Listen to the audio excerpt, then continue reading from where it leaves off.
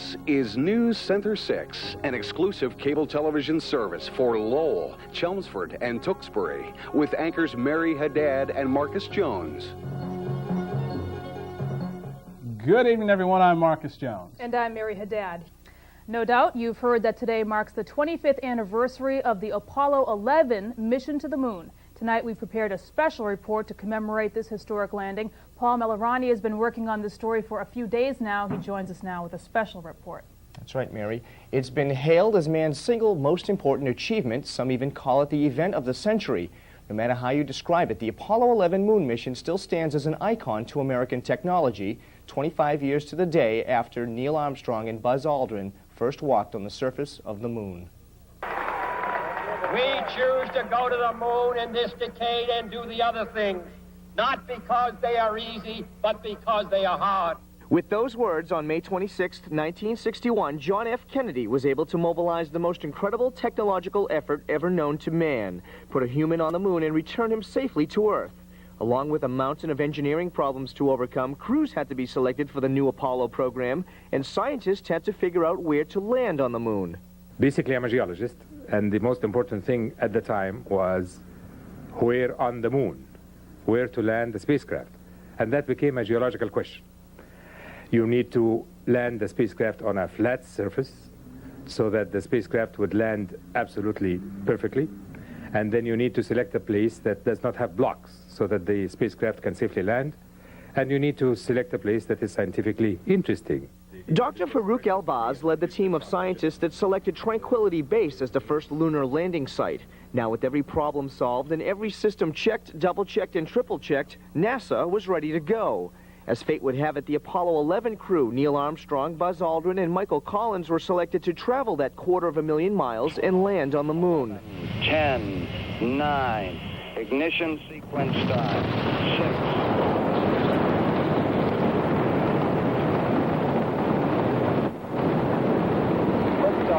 It was July 16, 1969, when the gigantic Saturn V booster roared to life. 1.5 million pounds of thrust propelled 3 men into Earth orbit and then to the moon. Neil Armstrong looked through the window to see where he was landing. He looked for the places that he is familiar from our training, and he didn't see any. And he looked ahead, and he saw that he was going to land in the middle of a rough crater with lots of blocks. During the descent to the moon's surface, the lunar module's guidance system had failed. Armstrong had to take over and fly manually now that the craft had overshot its intended landing site of Tranquility Base. As the drama unfolded, the nation sat riveted to TV screens and prayed the astronauts would not run out of fuel. He took over the controls and kept on flying over the surface, selecting a proper place that is safe, that's flat, that doesn't have blocks, and he did it, but only after a whole long period of time had passed where everybody's heart went dropped to the floor and then finally landed. So everybody, when there were no communications, everybody was so scared and so apprehensive until he said, Houston, the Eagle has landed. Contact light. Okay, engine stop. We copy you down, Eagle. Houston, Tranquility Base here. The Eagle has landed. Roger, Tranquility. We copy you on the ground. You got a bunch of guys about to turn blue. We're breathing again. Thanks a lot. The Eagle had landed with just 16 seconds of fuel left. Now, time for man's first step on the moon. That's one small step for man, one giant leap for mankind. During the 1960s, NASA had enlisted the help of over 20,000 contractors nationwide. At one point or another, every single Apollo command capsule made its way here to Lowell, to what was known then as Avco Space Systems, where its protective re-entry heat shield was constructed and attached to the craft.